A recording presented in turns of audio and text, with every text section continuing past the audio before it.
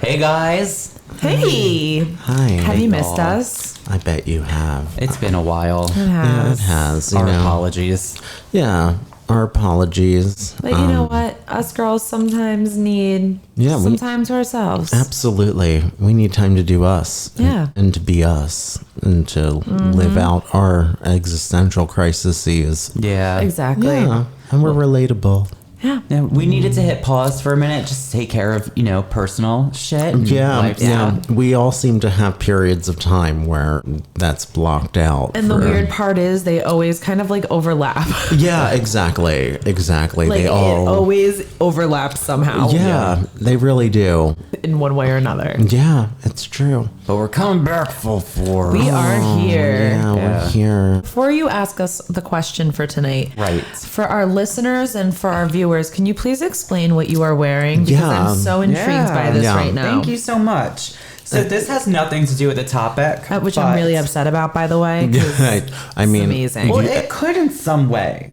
Basically, I'm wearing a shirt that I made. It's completely covered in old patches that I earned, that my gay ass earned when I was a Boy Scout. Yeah, I Wow. see the So, Pinewood Derby. I got my Pinewood Derby. I have my badge. archery, a bunch of camping things. Wow. And trust me, nothing salacious happened between me and the Cub Masters. Yeah, I tried. you guys would have heard about it already. Yeah. Yeah. We would have covered it on Bizarre We Buffet. would have. But I had these patches for like a long time, and I was like, They're you know, cute. let me repurpose it and make it into like a shirt for myself. And it Yeah. shows off my guns. Yeah.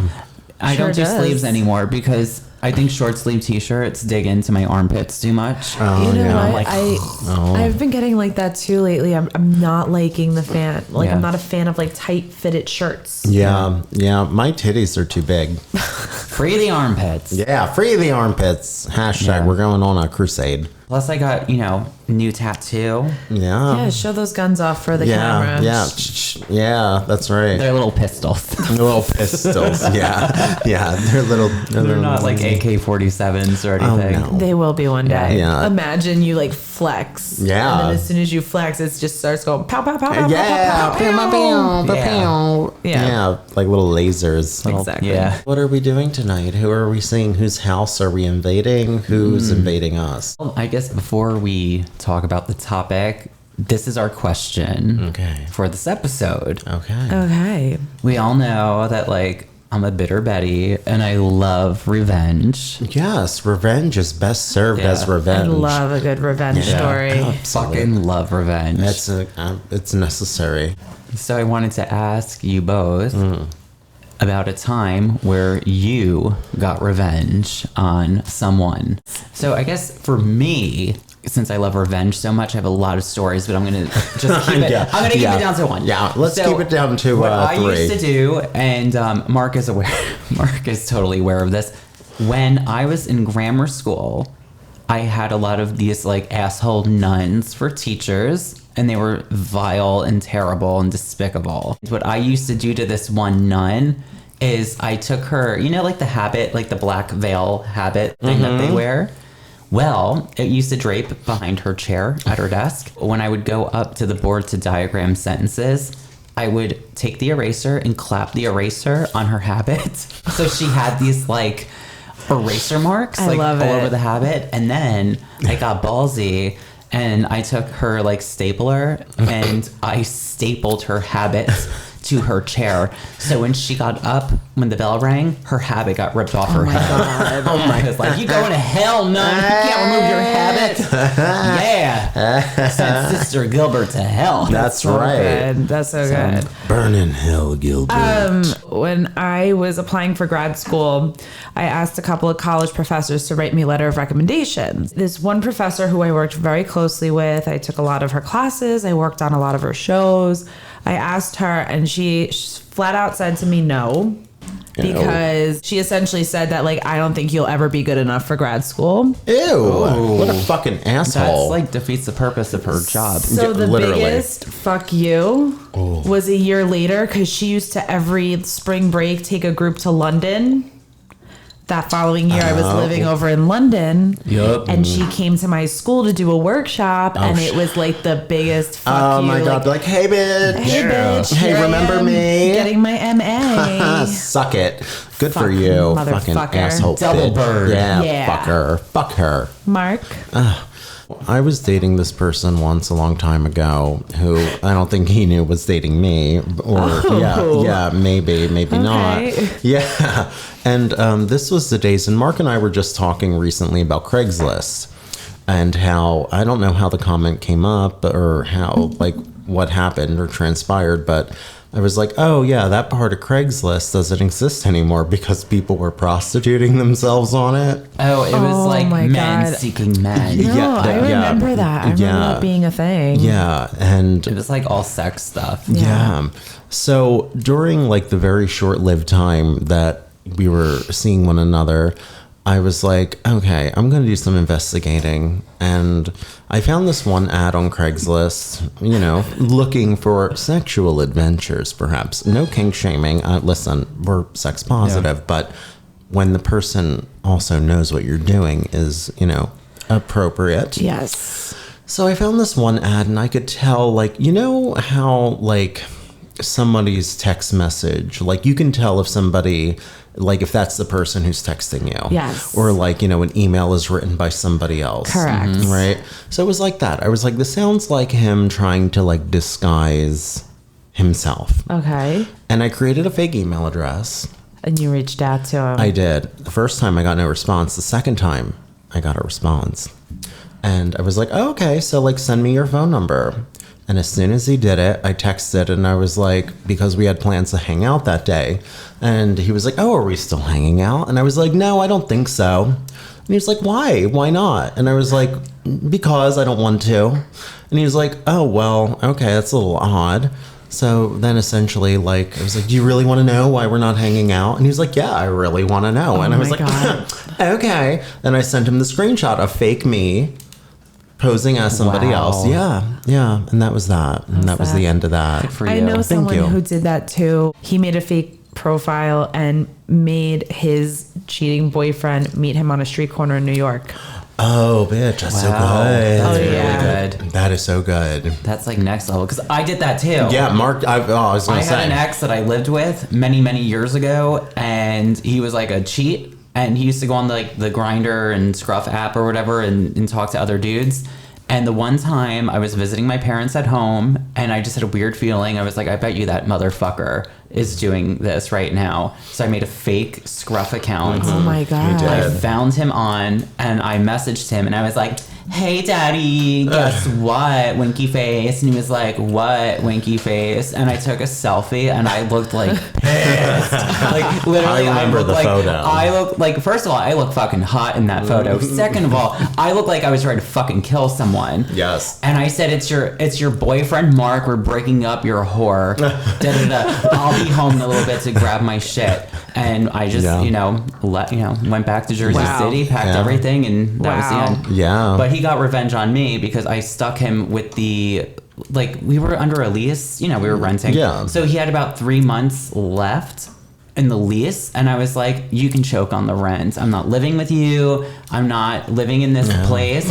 So he had to pay the full rent for the remainder of the year, and then to get revenge on me, he gouged the floors, so I lost the security deposit. So I guess So- the moral of the story is that revenge comes in both directions. It Comes does. both ways. It sure does. Yeah, it does. I mean, listen, proceed with caution before pursuing revenge because it can. Worth every penny. Yeah. Because I bought freedom. Yeah, and there you go. Freedom. Yeah, So let it ring. while we're talking about revenge, Yeah, sure. I'm going to talk about a revenge story. And this revenge story is about a gentleman named Marvin Haymeyer, or Heimer, Heemeyer. Call him Marvin. So I'm going to call him Marv. Marv. Hey, Marv. Hey, Hey, Marv. Marv. He alone. sought revenge on an entire town. Oh my God. How does that happen? That's a lofty endeavor. It was What lofty. did the town do to him? Yes. They did quite Oh my a lot. God. Oh, Marvin. I'm so So- intrigued. Marvin. Marvin. Marvin, Marvin. So he went on a revenge gig on June of 2004. So it's kind of like, So this is more 16 years recent. ago. Wow. It's a little more on the recent side. Yeah, we're in the 2000s at Wow. least. Yeah, which was a lot more. That's lot forward recent from- for us. It is. It's Yeah. very recent for us. Considering one of our like last topics was like arsenic dresses from like the 1800s. Yeah. I mean, we're always in that range somewhere. So Really. let's talk a little bit about Marvin, right? Yeah. So he was born October 28th, 1951. So his birthday just kind of passed. Oh my God! Happy birthday, Marv. Right before Belated. Halloween. Yeah. So Spooky. Marvin originally was from, I think, like one of the Dakotas. He eventually moved to a town called Granby in Colorado. But before he moved there, he was also, I believe he was like in the Air Force or, Okay. you know, he did some sort of like war-ish stuff. Okay. Not He too was much. a warish boy. He was a warish boy. That's right, as one is when you're in the war.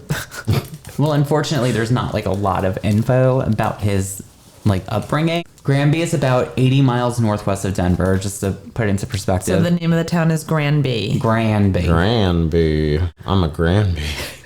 You know, his friends would describe him as a very like strong-willed man. He really valued freedom. He was incredibly dynamic, and he also just like didn't take shit from anyone. Yes. Go ahead, Marv. He Yeah. loved not snowboarding. What is it when you're like Skiing? not skiing? Snowmobiling. Snowmobiling. Yeah, Oh. he loves his It's when we're playing snowmobile. charades. Clearly, I'm not athletic. Like, We're not outdoorsy. It's okay. But he was like an outdoorsy All right, so kind he of was guy. an outdoorsy fella. Marv loved his snowmobiles. Okay. Yeah, he actually did. All And he right. loved Colorado. And he also said that he had champagne income with beer taste. Champagne and cum. No. Yeah, is that He like had- champagne Yeah, income? He had champagne income Champagne income. with Okay. beer taste. Oh, With beer taste. so he had more and he chose less. Yes. Good for him. Yeah. You know what? I appreciate people like that. Yeah, nothing wrong with it. You don't need to flash your dollar bills around No, for everybody to see. unnecessary. Yeah, Not at all. not at all. Mm-hmm. Yeah. Well, in 1992, he purchased 2 acres of land from the Resolution Trust Company for $42,000. Those 2 acres of land was in Granby, Colorado. Okay. With the land that he purchased, it wasn't like land like nature, like dirt and grass. It was kind of like a big lot.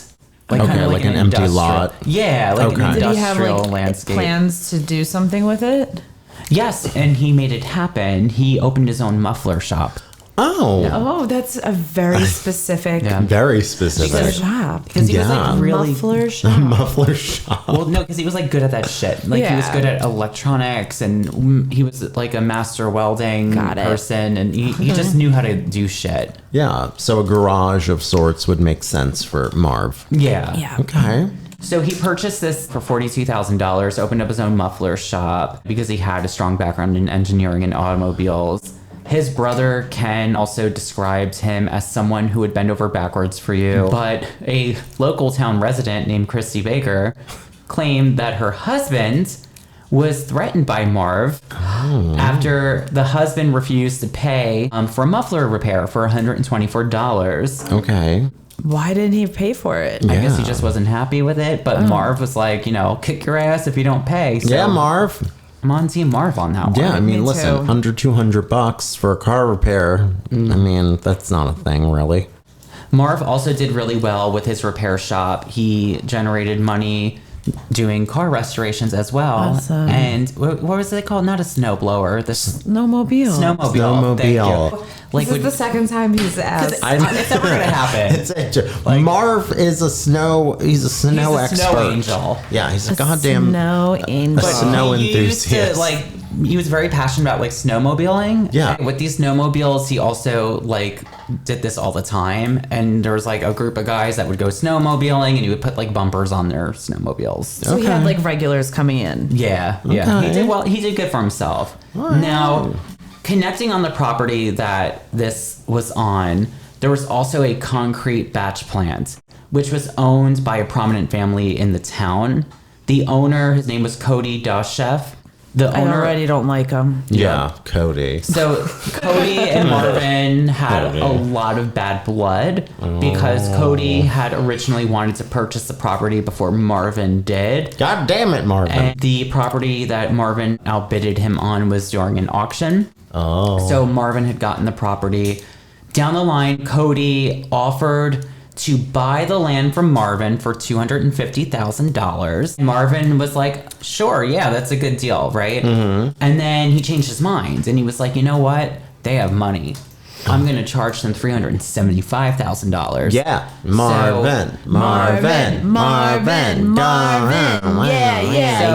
Yeah. So after that, Cody was like, okay, fine, $375,000. So then Marvin was like, nope, I changed my mind about Marvin, that. Yeah, you're getting a little too Marvin crazy is a now. little. He's a questionable character. It sounds like He's a that. little like hot Every and cold. person in this sounds Yeah. very Yeah. I mean, questionable. he loves snowmobiling and has a muffler repair shop. Yeah. So Yeah. Marvin has, Continue. I'm sorry. So then Marvin was like, no, I'm going to sell it for $1 million. Oh, Marv, come on. Now, Fucking- he ended up selling it, but not to, I don't think he sold it to this concrete plant. Okay. The information is kind of unclear, and I didn't want to go down this rabbit hole of receipts for the podcast because it's not as fun. I don't really care how much he sold it for. no. you know? Exactly. No. It doesn't matter. After selling the property, he still got to keep his muffler shop. Okay. So Muffler he shop. Muffler shop. Muffler snowmobile shop. In the entire process of this, of him trying to sell the land and there was a lot going on. For example, the town of Granby was doing rezoning. Okay. And this is what really starts the whole process. Oh So shit. Rezoning is controversial. It is in this case. Yeah. So in 2001, Granby Zoning Commission and trustees approved for the concrete plant to put up a new construction Okay.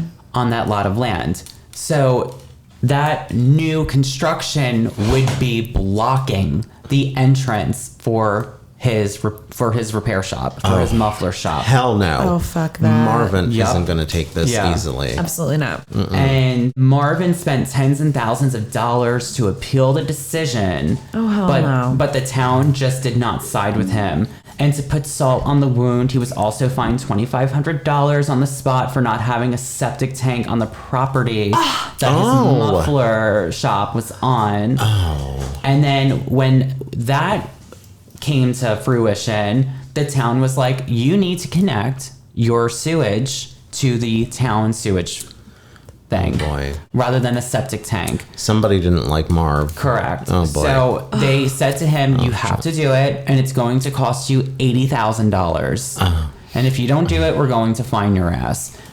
So I think this is also part of the motivation that he had to sell this, because he was like, this is bullshit. And Yeah. They're trying to railroad his ass. yeah. And Choo-choo. they were totally railroading him. They and were. It seems that, a lot of the townspeople were kind of railroading against him because you had this affluent family that owned the concrete plant and a lot of property, trying to buy it out from him and create problems with the construction. You had the zoning board, you had townspeople, the mayor, just a lot of people just didn't really like him. Yeah. Okay. Because I guess he was standing in the way of them making more money. Yeah, of course. And once you do something like that, once you have county and state going against you, Yeah. you're fucked. Yeah, and that's exactly what happened. So because of this whole thing with the sewage system and all this crap, he was like, fuck it, I'm just gonna sell the property. So he sold it to someone else, and he ended up still keeping his muffler repair shop. Okay. Because he was renting it from that person. Got you. So he was renting it from them, renting the land after he sold it. Yep. Gotcha. Yep. And now this is where revenge comes into place, and Marvin. where it gets a little dark and bizarre buffet. Hey, we're ready. During this whole hoopla, the whole battle with the zoning board, right? Local media made a mockery of him. He had really bad blood with certain townspeople. He had bad blood with the zoning board. He had bad blood with the police. And he had really bad blood with the Doe Chef family. And he was just becoming more and more pissed and enraged with the world. Because everybody was against him in this area. Yeah. Yeah. Yep. I would be the same way. Hell yeah. He rented this space for 18 months. So for the 18 months leading to June 4th, 2004, he utilized this small space for his revenge project. Oh, shit. As part of his revenge, the first thing he did is that he purchased a bulldozer. I think I know what you're talking about. Is this a Netflix thing? I found out that it was a Netflix thing. Okay, continue, because Jerry and I yeah. watched this on Netflix a Oh while my god! ago. I still don't know what it is, so alright. this is interesting. But I only listened to half of it, so I'm really excited now. Yeah. So, I know it's like the beginning of the story. It's kind of boring because it's like, oh, zoning board, mufflers, and zoning boards. Snowmobiles. You know. Tell me more. Does he have a snowmobile?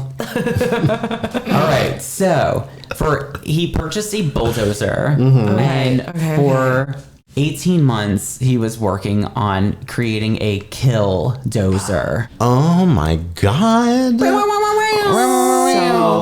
crazy. Oh my god! So let's talk about the Killdozer. Yeah, Marvin All right. snapped. Let's go Yeah, for what it. did it consist of? Yeah, because this is the What shit type that of gets me going. materials Yup. did he use? I bet it was loud because he had a muffler.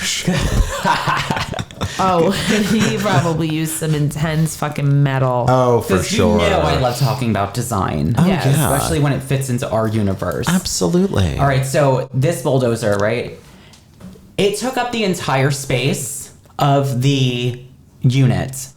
And because there was only like 1 inch of room, he was like, it's perfect mathematical precision. God wanted me to do this.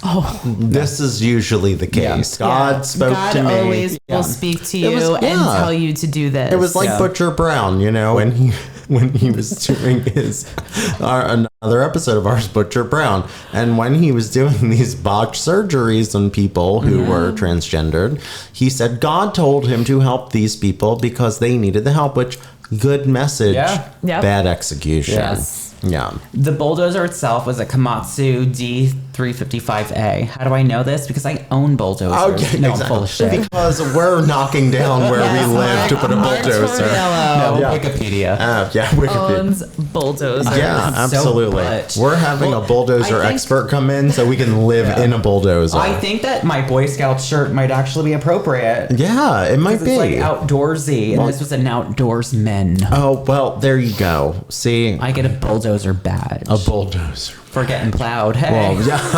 Yeah, this is something that I feel like could like fall along the lines of a Pinewood Derby. yeah. Oh, Yeah. look at this. There's the connection to the Boy Scouts. There you go. Thanks, Jen. There you go. So I love it. The bulldozer took up so much space that for him to like work on it, he had to like do it with inside the bulldozer or being suspended from like shit. the ceiling. And did no one live nearby? No one did because it was like a non-residential area. And I bet you because of his muffler expertise, he had Muffler that space. expertise. It was red. Soundproof. Oh, Yup. yeah. He designed a makeshift armor with concrete and metal plates, which completely covered the bulldozer. Damn. Parts. Sounds like Mad Max. It looks like it's from Mad Max. Oh, fun. Parts of the Yay. No, this thing is so cool looking. So I know things. Parts of the armor were over 1 foot thick with concrete sandwiched between sheets of steel. Oh my God, that's Yeah. He was planning on doing some bulldozing. From this design, the machine was immune to small firearms and even explosives. Oh. When it was complete, it ended up looking like a brutalist building or like the ship that the Jawas the Jawas. Jawas used in Star Wars. And for those I of can you who see- don't I know, can see that too. You know that like trapezoid thing that's Yeah. like well, for those who don't know what a Jawa trapezoid is, what the fuck is it? they're like Because I those- don't know. You've seen them. They're like those little Mark's creatures gonna in put a Star picture Wars. in Yeah. right Yeah. here. For those our of you watchers on watching. YouTube. They're like Yeah. the little like, you know, scrap metal like creatures in Star Wars But and it's they like They're the junkyard people. Yes, Yeah. and they like have the hoods, and you just see the eyes. Yeah. Oh, okay. they look like shrunken Grim Reapers. And they Okay. pretty much like take scraps and they like take old like droids and stuff. Yeah. That's like how like they found C-3PO, right? Yeah, they took R2D2 and C3PO and he was like, "Oh my." Voiceover work. R2D2. Yeah.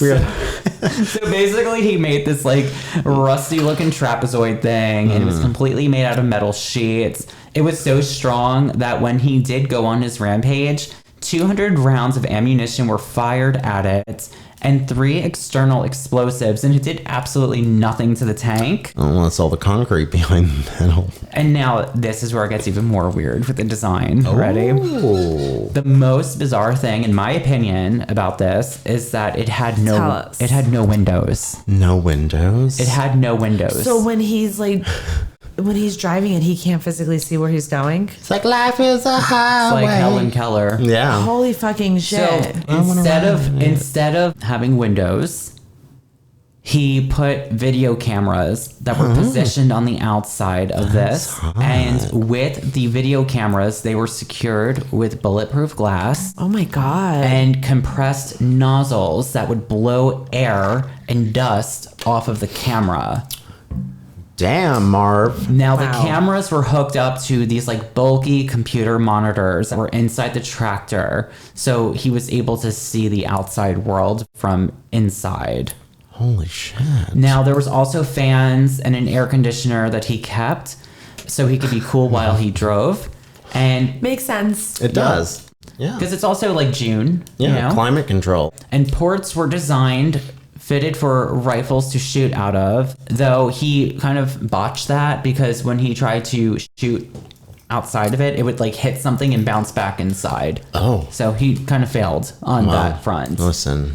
Now, once this was built, after a year and a half, he starts his rampage. So let's talk about the June 4th demolition. Oh my god, I'm ready. I'm here. So on a sunny day on June 4th, 2004, Marvin was ready to strike back. Ooh. Like Get that the zoning Empire. board.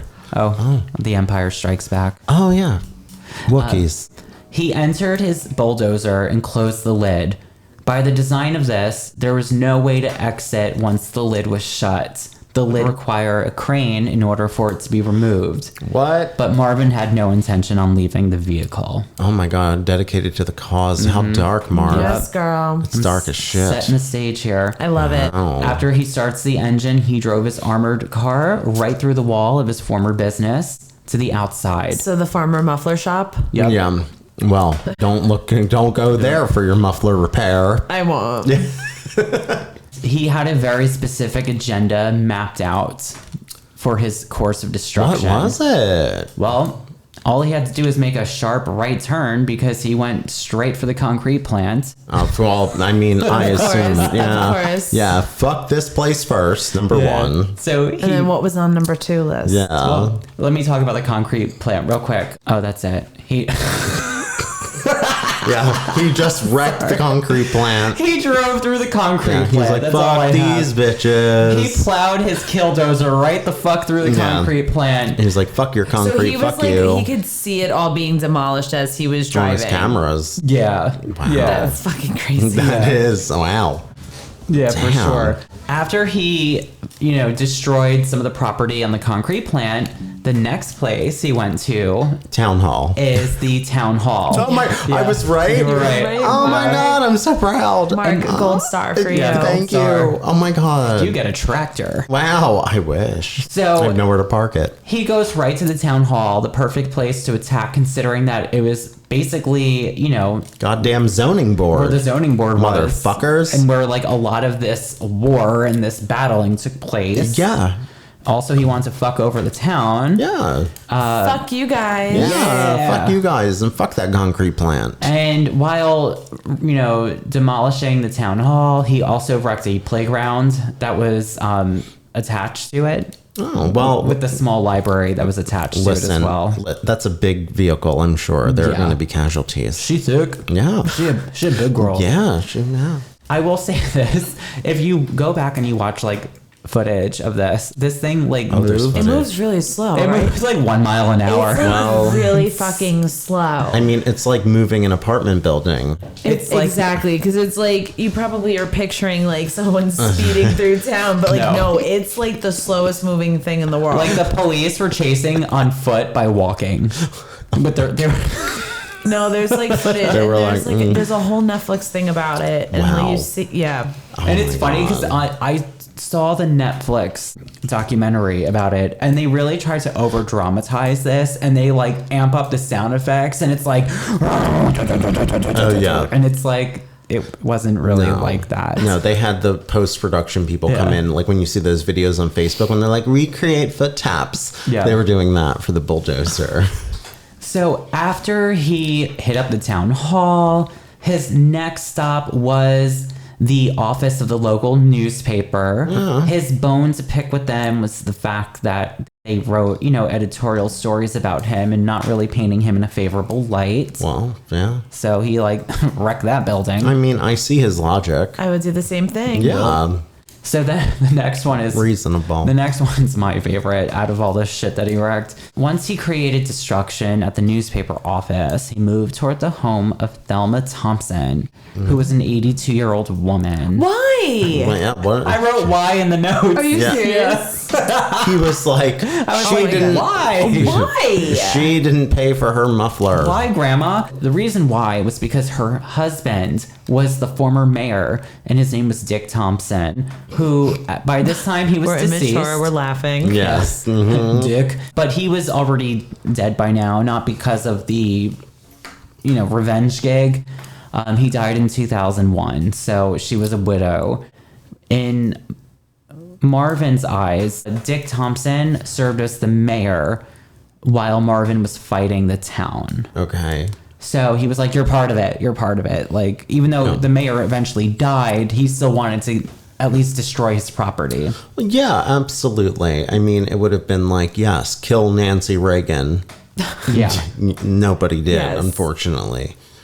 So to get revenge on this family, he drove his home to the widowed wife. And Thelma Thompson was called by the police, and they were like, you need to get out of the house. A guy is coming with a bulldozer At to 1 wreck mile an hour. Yeah. Yeah, so you have time. And You apparently, have time. you have Yeah, pack a few things. They woke her up from she was napping in the afternoon, and she was like, what? Yeah. And then she had to exit the house, and he showed up and Yeah, well, Nothing wreck to the be house. concerned about. You have time. Yeah, you have time to wake up, Get watch yourself together. You can the end of Jeopardy. Yeah. take a shower. Yeah. Freshen up. Yeah, you got to pack a bag. You got Grab at your least 19 minutes and 50 seconds. Get the cat. Do a load of laundry yeah.